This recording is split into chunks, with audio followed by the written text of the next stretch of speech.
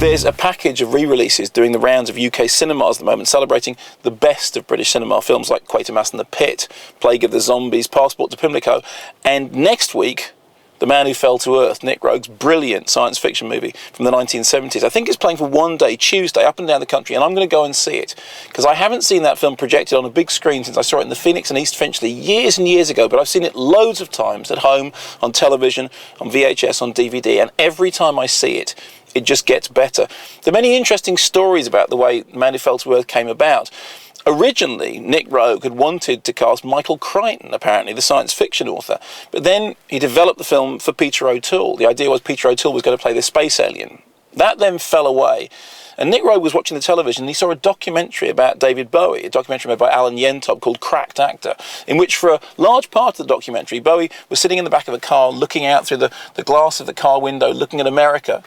And Roeg thought he had a sort of strange, ethereal, otherworldly quality and thought, you know, that's what I need for the role. And he cast Bowie. And the fact is, Bowie is absolutely fabulous as a spaceman. Now, there is, of course, a fairly commonly held idea that Bowie isn't a very good screen actor. I mean, here on the blog, we've had quite a few pops at Bowie's acting in the past, largely, I think, because in Merry Christmas, Mr. Lawrence, he is, well, let's be honest about this, rubbish.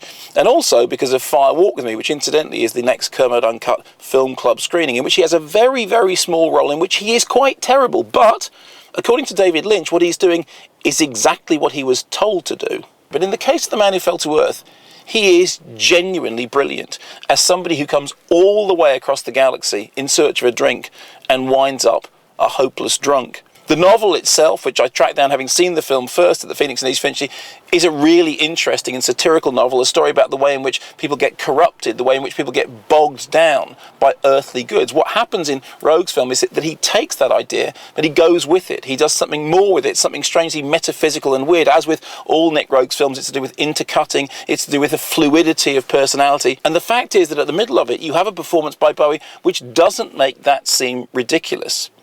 I remember when I first saw the film being really amazed by how dark it was, how strange it was, how avant-garde some of it was. When the film first came out, of course, the reviews were very mixed, and that's always the case with any film starring a pop star. I mean, look, for example, at what happened with Performance, in which Mick Jagger is, frankly, quite brilliant. The other question is why it is that we don't have a Bowie score for The Man Who Fell to Earth. I interviewed Nick Roeg about it, and he said, well, Bowie was working on music for The Man Who Fell to Earth. He originally wanted to do the score for it.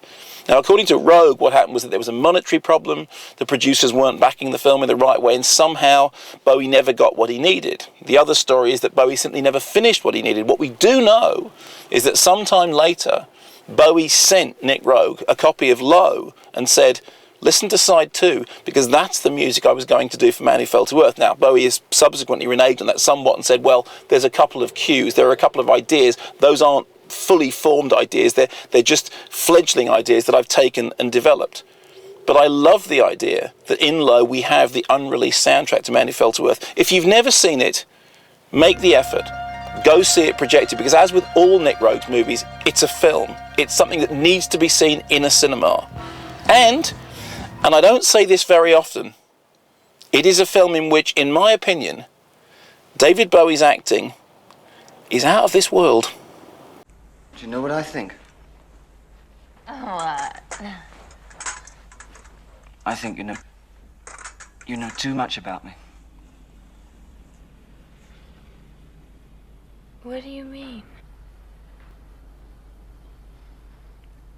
I can do anything now.